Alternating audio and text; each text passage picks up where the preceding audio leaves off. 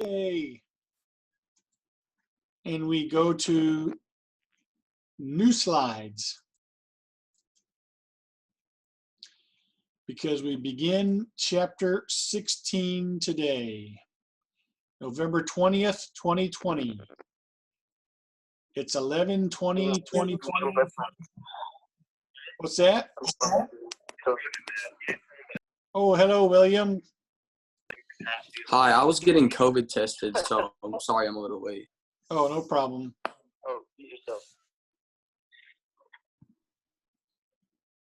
Need to make sure. Okay, Dustin's with us too. All right, so we got a full house.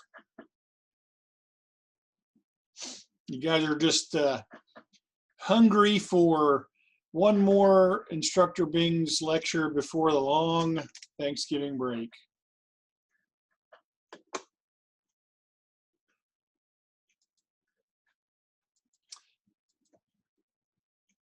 You know, they say you got to talk to yourself and encourage yourself, so that's what I do there. You know, I encourage myself and convince myself. All righty. Chapter 16, income policy, welfare policy, and education policy.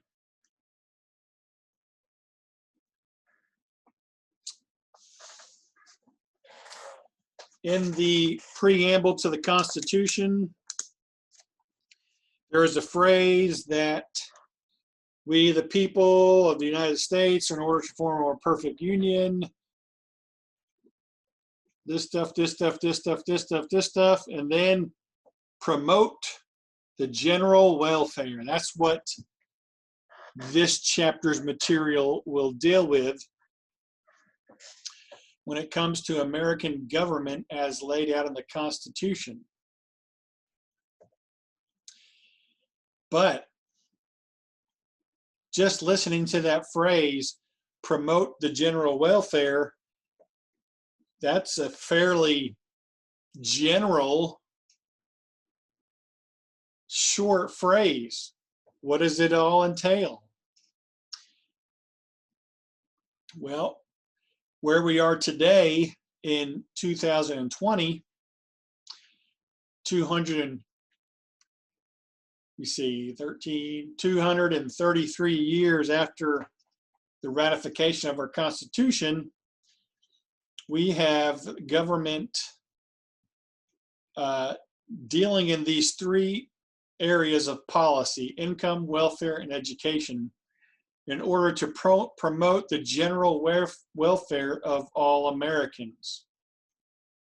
So today we're just going to cover the first one, income policy.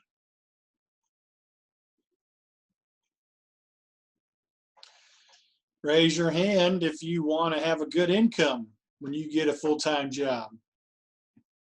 And I don't see those hands, but I trust that they're up. I'm not sure that I know of anybody who would say I don't care if I have a good income or not. We want to have a good income, and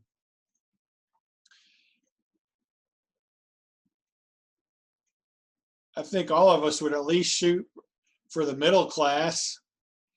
A few of you, according to statistics, will reach this bracket right here, the rich. The majority of us will be in middle class, and then some of us will be in the lower class or poor. But when we talk about income policy, we want to begin by talking about the United States middle class. After World War II ended,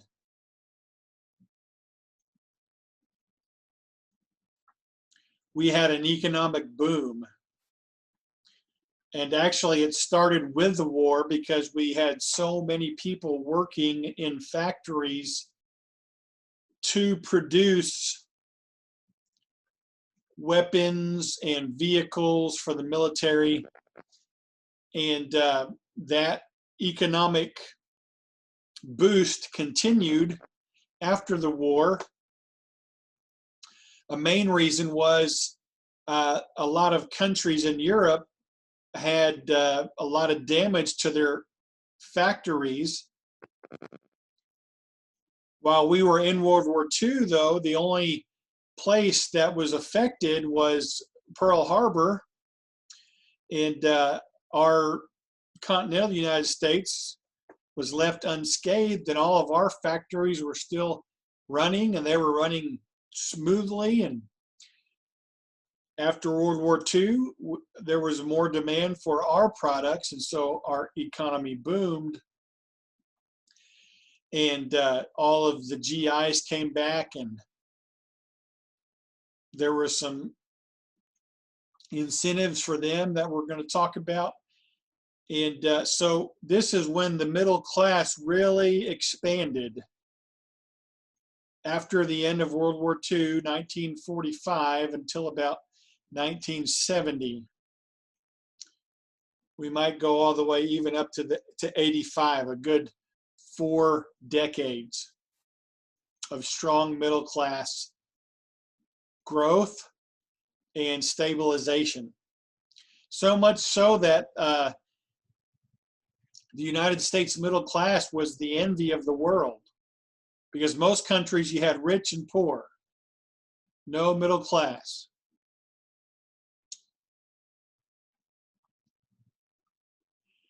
So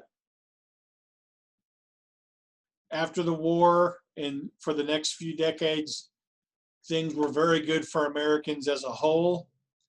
Average income increased, middle class grew, home ownership grew, the amount of college graduates grew. It was a very prosperous time for our nation. Now, in the last few years, the economy, the U.S. economy is, I'm sorry, not the economy, but what is called income inequality has really increased in the last few years as a topic for debate among presidential candidates, a point of contention between Democrats and Republicans. The income gap is increasing, and the 1%, the wealthiest 1%, represented by this big fat cat, their tendency is to say, or one of their mottos is, oh, look there, immigrants are taking your jobs.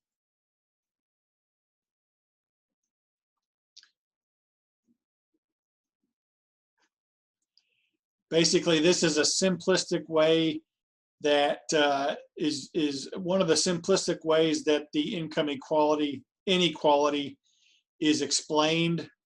It's not that simple. There are other factors that are a part of that. The issue of income policy deals with basically trying to get more people to have more slice of the pie, using that old metaphorical saying. In 1970, you can see that with the middle class and the upper class, 90% of Americans were getting a good piece of the pie. That is overall income in America. Our textbook on page 475 points out how you determine if you are middle class.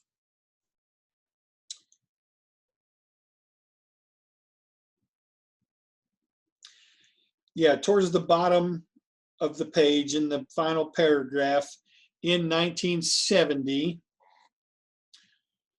61% of Americans lived in the middle class or in a middle class household, which was defined as earning between 2/3 to 2 times the nation's median income. So let's say, for those of you, if anybody's had statistics and you know what median is, please tell the class, because I forget. I get median and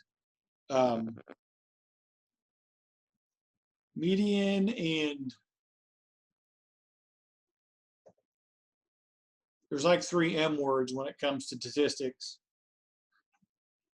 Anyway, when we talk about the median income range, we would say basically the average of what Americans make. So let's just say, for example's sake, $30,000 was the median income in 1970. So if you earned 2/3 of that, now I can do this in math, I can do fractions, that would be $20,000.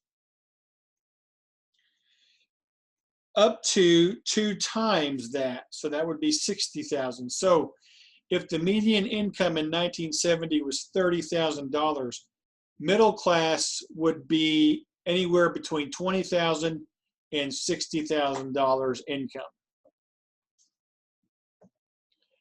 So 6 out of 10 Americans made middle class wages in 1970.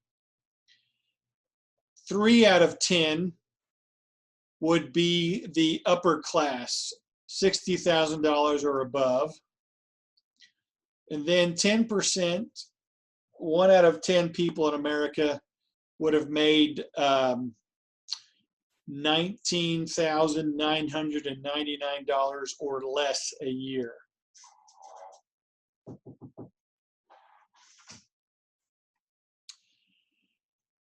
In 2015, so we're talking 45 years later,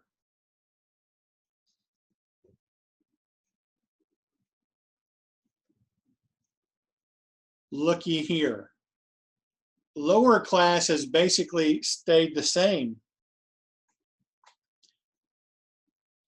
That is about 10% of the population, actually 9%. Middle class has decreased, while the almost 20% went up to the upper class. So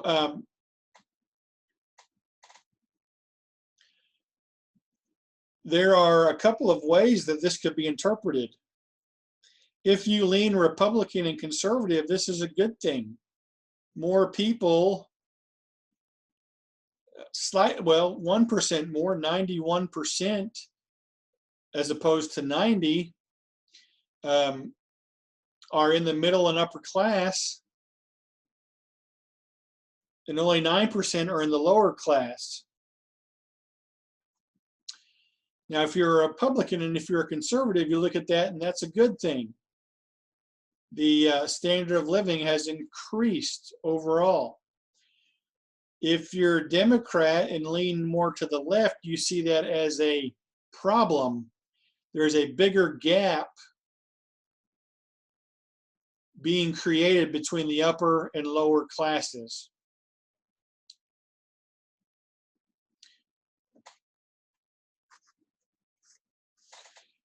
Now, if you'll look on page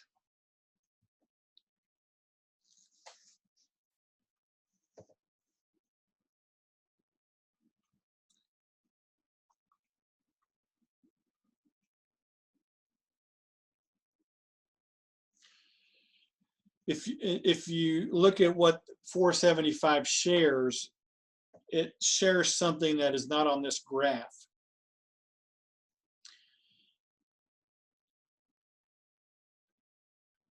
This, and this could be a little bit confusing, but thankfully it's not going to be on the test, but I do want to go over it.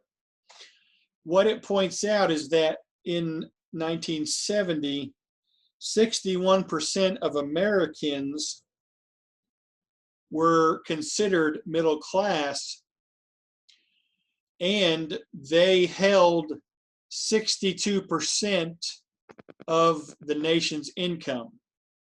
Is almost identical. In 2015, 50% of the population is considered middle class, but they only control 43% of the nation's income. So that's where the Democrats would see that as a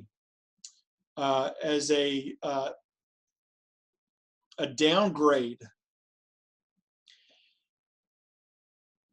because now you have more of the upper class holding more of the wealth, whereas in 1970 you had more of the middle class holding more of the wealth.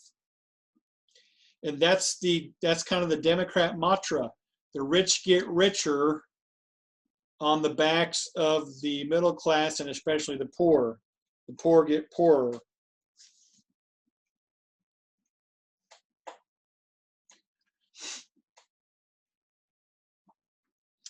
Now, the 16th Amendment, very quickly, is what gives the legislative branch, that is Congress, the power to collect taxes from whatever source derived. And now the government is taxing everything. There's not only an income tax, there's an estate tax, there's then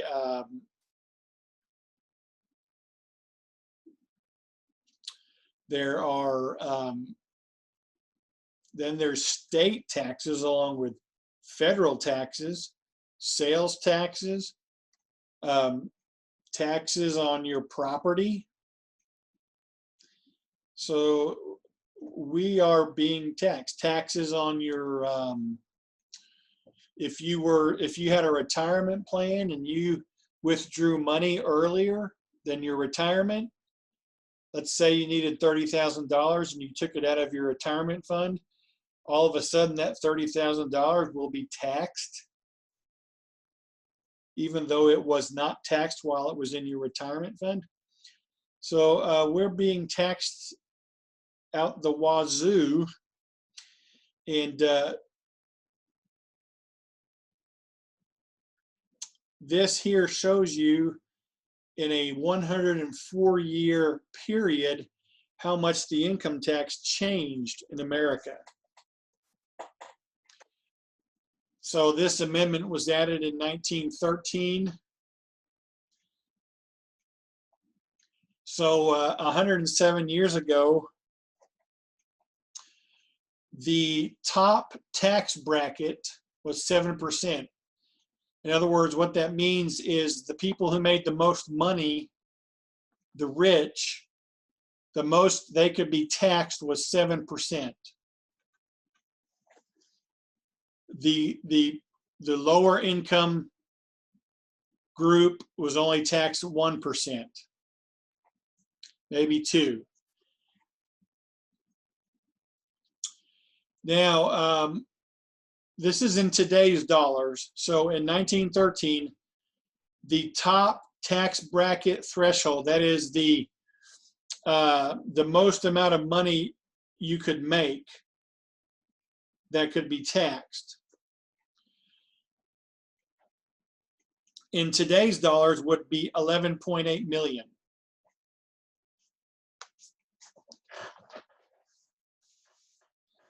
Very few people would have made that kind of money in 1913. In 2017, 3 years ago,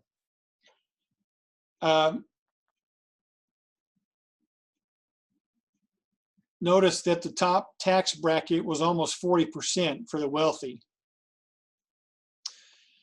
But they could only be taxed that up to $466,950. So think of a guy like Bill Gates, who makes billions of dollars, or Jeff Bezos, who owns Amazon, billions of dollars.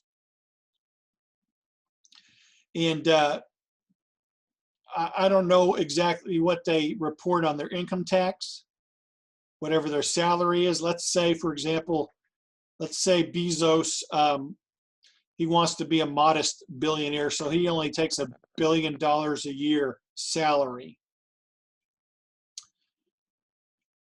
Only not even $500,000 of that is going to be taxed. So he's going to pay basically 40% on $466,000. So we know that 50% would be $233,000. So 40% would be a little over $200,000. That's all the tax Jeff Bezos would pay, income tax, on $1 billion salary. Democrats want to change that. They want to raise the tax percentage on the super rich. Republicans would say no.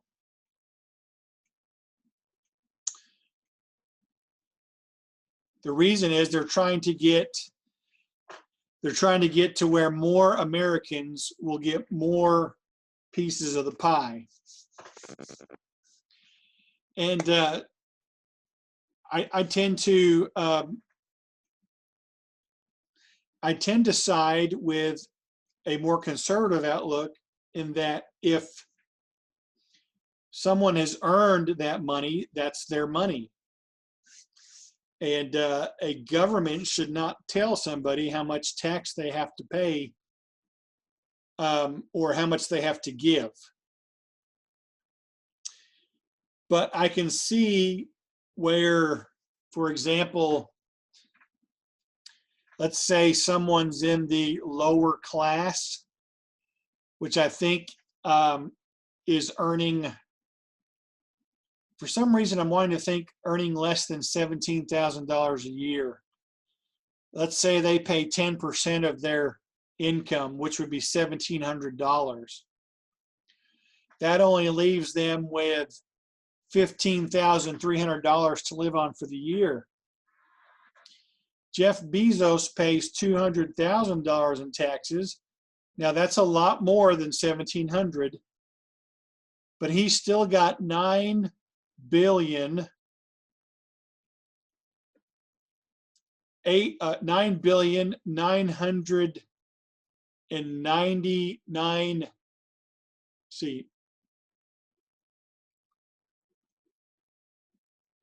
$998 million to live on.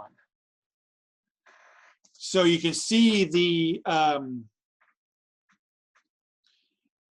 amount of income that is kept to what is paid is very disproportionate for the very mega rich. And so Democrats are wanting to get them to pay more taxes. Republicans are saying no. And one thing that I think is very valid is that a lot of Republicans believe that if you leave people alone, if they pay a certain percentage of taxes, and if you leave them alone, many of them will give to charity. They'll give lots of money to charity on their own accord. So anyway, that's I kind of got off on a rabbit trail there, but you can see how much money the government raises in taxes. The very first year, 17.1 billion. Today over 3 trillion.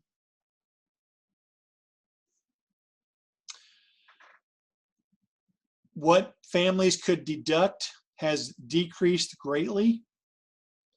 In 1913, whatever they could deduct then would translate to $98,000 today. When we talk about deductions, we're talking about medical expenses,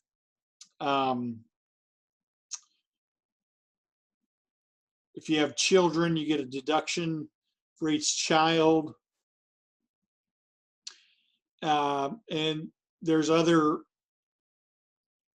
expenses that you can deduct from your income, which means that would lower your income that is taxed. So in 1913, the amount of deductions that Americans could take off then would amount to $98,000 today.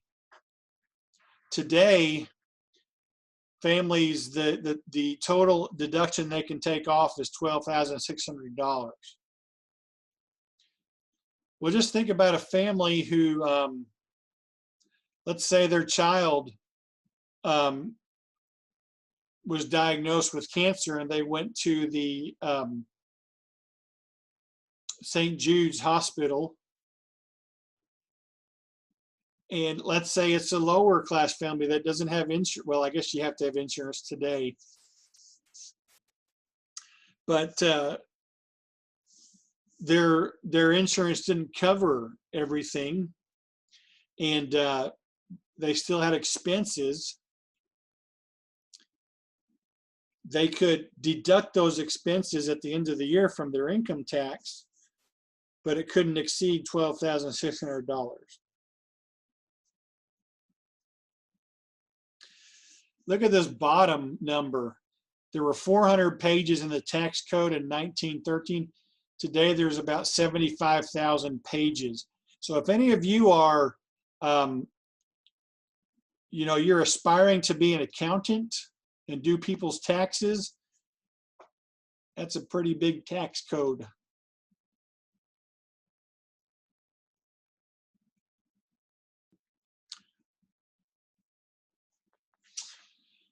All righty, let's look at the outline in the textbook. Why did the income boom after the war?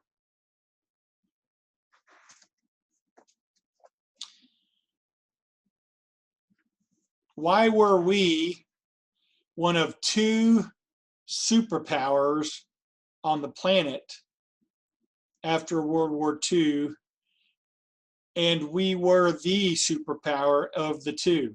The other one would be Russia.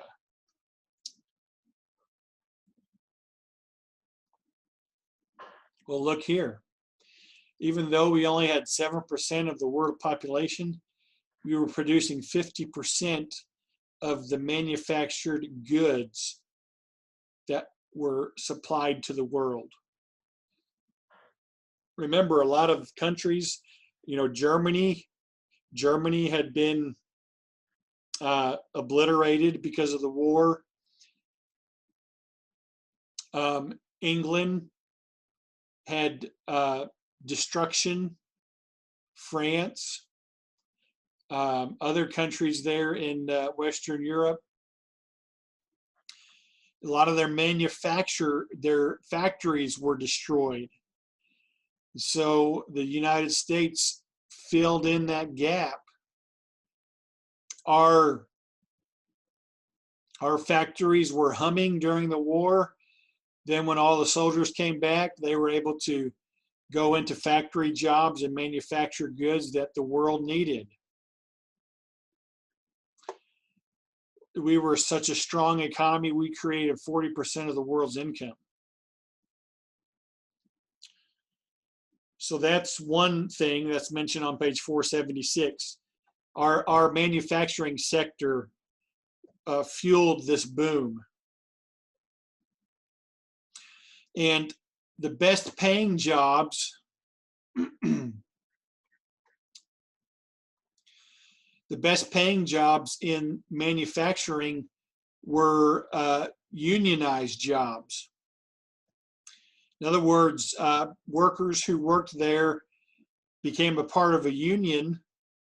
And remember, with the New Deal in the 1930s, government became more favorable to labor than to big business. And so workers could form labor unions, and they could, they would have officers in their union that would represent the whole union, and they would meet with the big business owners, and they would collectively bargain for good wages, for medical insurance, for a standard work week. So the best paying jobs in the factories were held by union workers. And then in the 1950s, a third of our workers were unionized.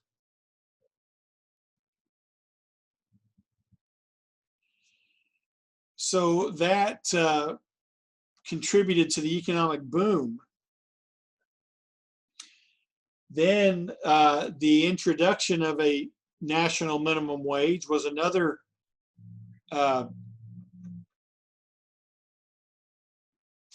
well, this goes along with the union, the National Labor Relations Act of 35. I think I said you need to know that.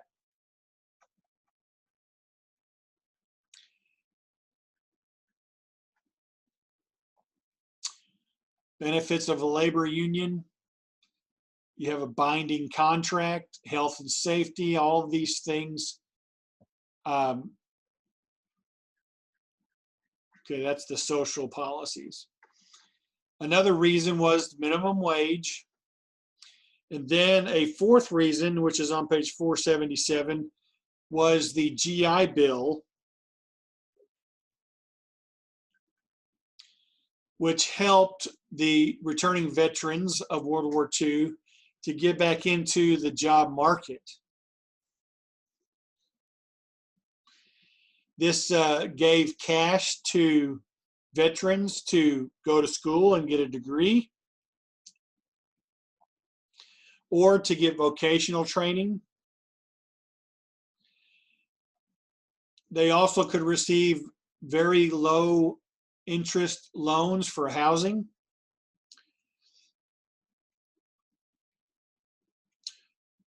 They could get low interest loans to go to college.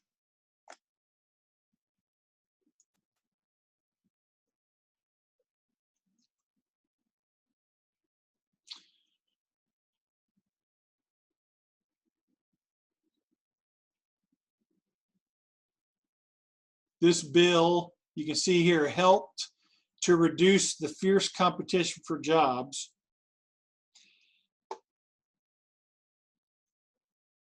Because the factories had to expand.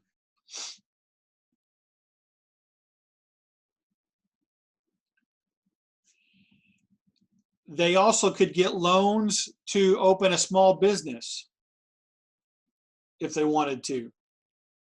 If they didn't want to go to college and get a trade at a vocational school, they could get a loan, low interest loan, to start their own business. So it reduced competition for jobs, it boosted the economy, and it increased the pool of skilled workers for our nation. Another thing that was important was advances in science and technology. Efficiency improved, which means production improved.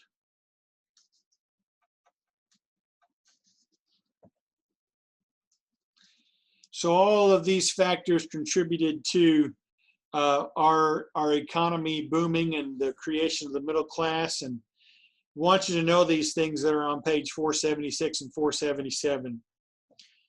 That the economic boom was basically stimulated by our manufacturing sector, by unionization of workers, by a minimum wage, by the GI Bill,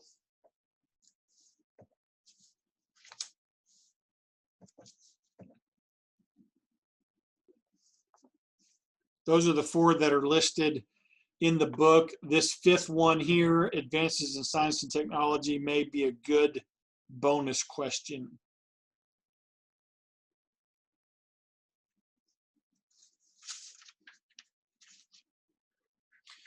Now I'm going to go back up here to the tax thing here.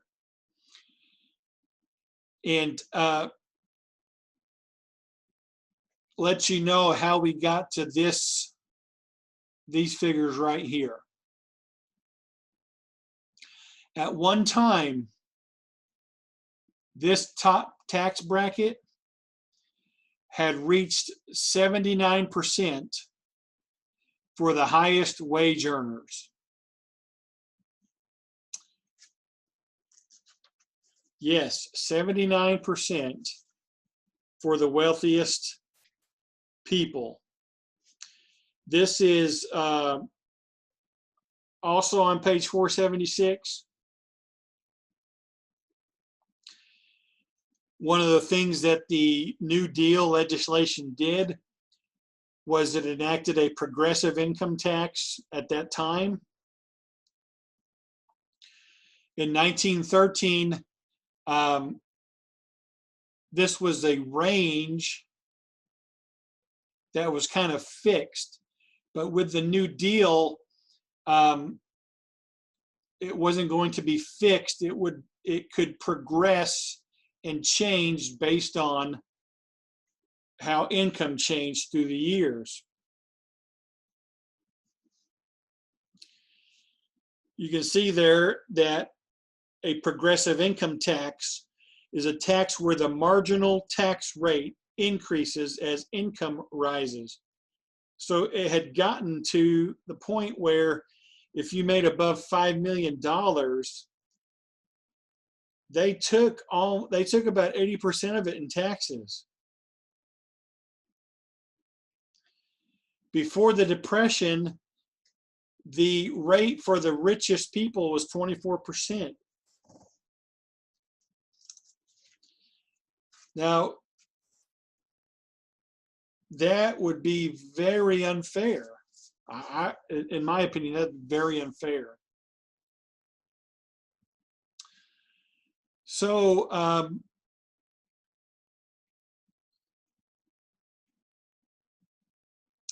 through 1963, that highest marginal tax rate never got below 70%. And this really made it hard for people to accumulate large fortunes. Things changed with Ronald Reagan in 1981. Remember, he was a supply side guy, which said that you decrease the taxes on businesses and the higher income folks. And the goal is for them to invest those extra tax dollars that they saved into their businesses, into hiring more people, stimulating the economy. Under Reagan's time, from 80 to 88, it went from 70% to 50% to finally 28%. With Bill Clinton's presidency from 92 to 2000, it went back up to 38.5%. When little George Bush was in the presidency, it went back down to 35%. And now you can see that, Bush moved out of office in 2008. So it's risen about 5% since that time. And again, this is on the wealthiest people.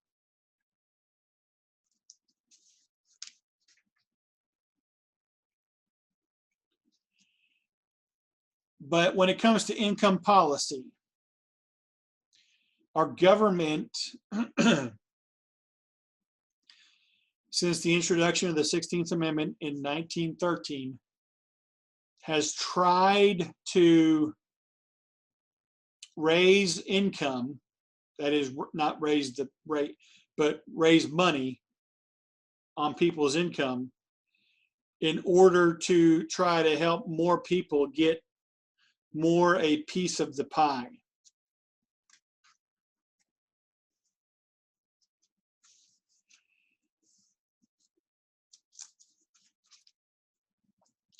And as the section closes on page 482, there is a divide between the Democrats and Republicans on how this should get done.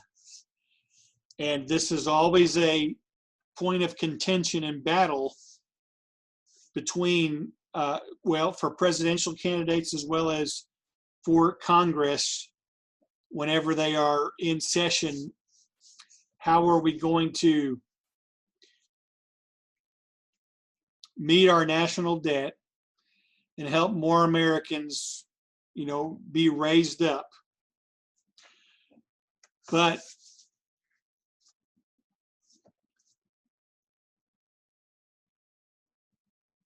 well, we'll stop there. Any questions?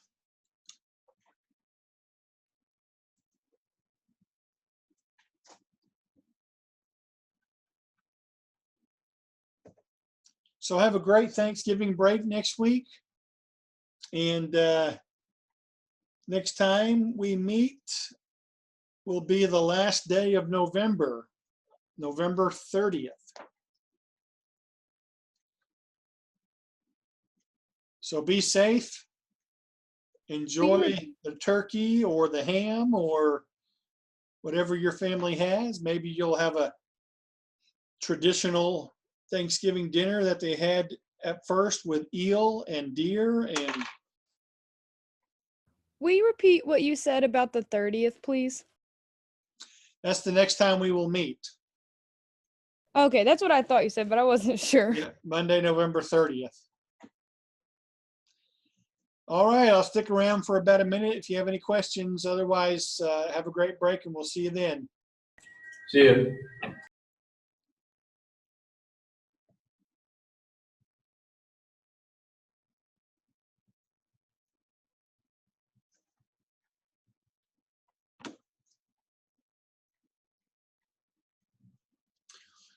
And I did get your email, Shelby, about your going to the doctor on Wednesday.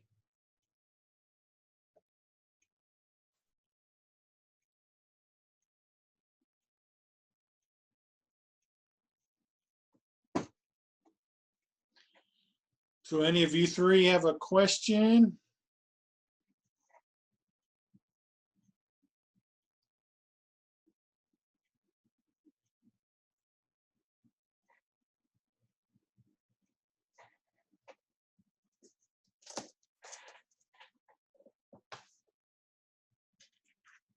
Dustin, Shelby, or Callan?